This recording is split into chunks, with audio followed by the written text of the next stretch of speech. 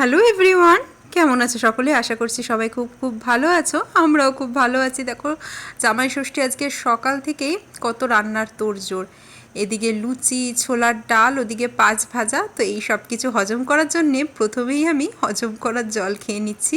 ওদিকে মৌরি আর জোয়ান দিয়ে একটা জল ফুটিয়ে নিচ্ছিলাম।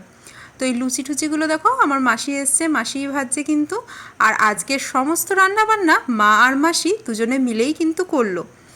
তো প্রথমে তো ভেবেছিলাম যে কোনো লং ভিডিও শেয়ার করব না, তাই জন্য দেখো এরকম লম্বাভাবে তুলছিলাম, ভাবছিলাম ছোটো ছোটো শর্টস দেবো, কিন্তু তারপরে এতটাই বেশি পরিমাণে হয়ে যাচ্ছিলো ভিডিওগুলো, তাই ভাবলাম যে না, এরকমভাবেই তোমাদের সাথে শেয়ার করে দিই।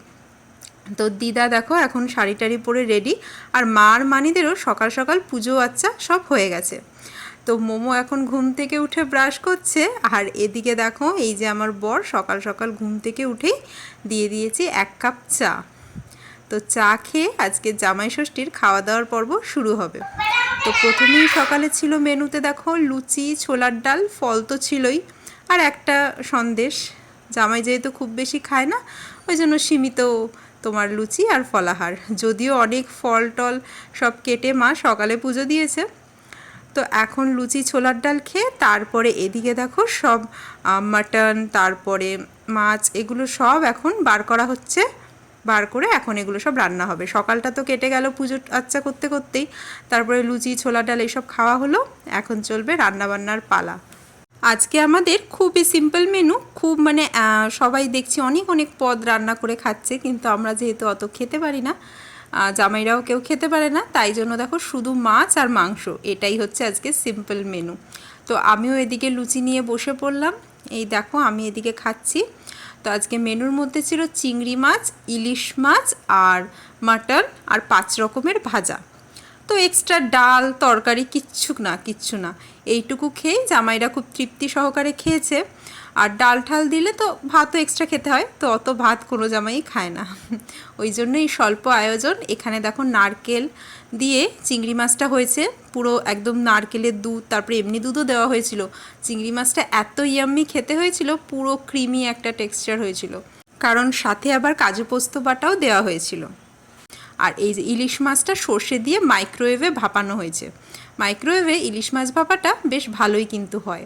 তো এখানে দেখো মোমো আমার মেশোর কোলে বসে পড়েছে, আর ওদিকে আমার দিদা মেশোকে আশীর্বাদ করেছে, মোমোকেও আশীর্বাদ করে একটা 500 টাকা দিয়েছে। তো সেই টাকাটা ও হাতছাড়া কিছুতেই করবে না।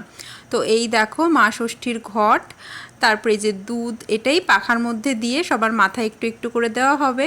তারপরে যে হলুদ সুতো বাঁধা হবে, ধান দুব্য দেওয়া হবে। তো মোমো বসে বসে এখানে অ্যাপেল খাচ্ছে, আর মা আর মানি বসে আছে আমাদের সবাইকে মাথায় ষষ্ঠীর হাওয়া দেবে।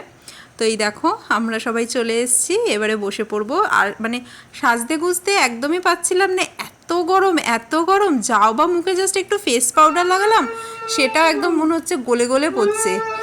গতবার ষষ্ঠীতেও কিন্তু এত গরম ছিল না, বেশ ভালোই সাজগোজ করতে পেরেছিলাম। এবারে যেন মনে হচ্ছে দরদর করে ঘামছি, তাও তো একটু টাইমের জন্য একটু সাজগোজ করেছিলাম আর কি। বাবাকে নিয়ে ভালো থেকো, বুঝেছ? হাওয়া খেয়ে দাও একটু। লজ্জা পেয়ে গেছে, লজ্জা পেয়ে গেছো, মুখ বুজিয়ে রাখছো। তো এদিকে দেখো গোগো আর গোগোর মাকে মা ফোনেই হাওয়া দিয়ে দিল ষষ্ঠীর। তো এখানে মোমোর মাথায় দিচ্ছে ধান দুব্বা। তো আমাদের মানি আশীর্বাদ করছে এখন। এই দেখো ওই যে দুব্ব দিয়ে 3 বার ওদের মাথায় জল দিল। এক একজনের এক এক নিয়ম, আমার দিদার একরকম নিয়ম, মায়ের একরকম নিয়ম, মাসিদের একরকম নিয়ম। তো 3 রকম নিয়মেই কিন্তু আমাদের ষষ্ঠীর সব আচার আচরণ হয়ে গেল। তো আশীর্বাদ পর্বের পর দেখো এই যে মাসিদের হলুদ সুতো বাঁধার নিয়ম, আমার মায়ের কিন্তু এই নিয়মটা নেই, তাই মাসি প্রত্যেকবারই কিন্তু হাতে এরকম হলুদ সুতো বেঁধে দেয়। তো তারপর এবারে গিফট দেওয়া নেওয়ার পালা। মা তো সবাইকে দিয়ে দিয়েছিল ক্যাশ গিফট, বলেছে যে যার পছন্দ মতো জিনিস কিনে নিতে। এখনই আমি কিছু কিনিনি, তবে ইচ্ছা আছে একটা শাড়ি নেওয়ার, দেখি কবে কিনি। আর এই দেখো এদিকে হচ্ছে জামাই শাশুড়িদের হাতে তুলে দিচ্ছে তাদের পছন্দের জামা। মানিকে দিয়েছিলাম একটা চুড়িদারের পিস, আর মা দেখো এই যে কুর্তি, আর যেটা পরে আছে কুর্তি আর সালোয়ারের তোমার যে ড্রেসটা মা এখন পরে আছে সেটাও, আর হাতে যেটা আছে সেটাও, এই দুটোই মা ষষ্ঠীর গিফট। শাড়ি পরতে মা এখন একদমই হাঁপিয়ে যায়, ওই জন্য শাড়ি আর নতুন করে নেয়নি, একমাত্র বিয়ে বাড়ি ছাড়া কোথাও শাড়ি পরে না, তাই জন্য এই সব মানে যেগুলো মার কাজে লাগবে সেই ধরনের পোশাক আশাকগুলোই দেওয়া হলো। তো তারপর দেখো এই যে মাটনও হয়ে গেছে, এইবারে জামাইদের থালা সাজিয়ে খেতে দেওয়ার পালা। তো ভাজাগুলো অল্প করেই সাইডে সাইডে সাজিয়ে দিলাম। আর এদিকে আছে এই দেখো এই চাটনি আছে, আনারসের চাটনি, ইলিশ মাছ, চিংড়ি মাছের মালাইকারি, মাটন কষা, আনারসের চাটনি, এই ছিল মেনুতে। আর সাথে ছিল 5 রকম ভাজা। তো একদমই সিম্পল মেনু, কিন্তু খেতে ছিল একদম অসম যাকে বলে। আর ইলিশ মাছটার টেস্টটাও খুবই ভালো ছিল। মাটনটা তো একদম হয়েছিল পুরো কষা কষা, মানি বেশ ভালোই রান্না করেছিল মাটনটা। তো দেখো জামাইরা এখন খেতে বসে পড়েছে। তো তারপরে ওদের সবাইকে খেতে দিয়ে ঠিয়ে আমরাও খেতে বসে পড়লাম। মা আর মানি একটু পরে খেলো, ওদের এত গরম লেগে গেছে রান্না বান্না করে।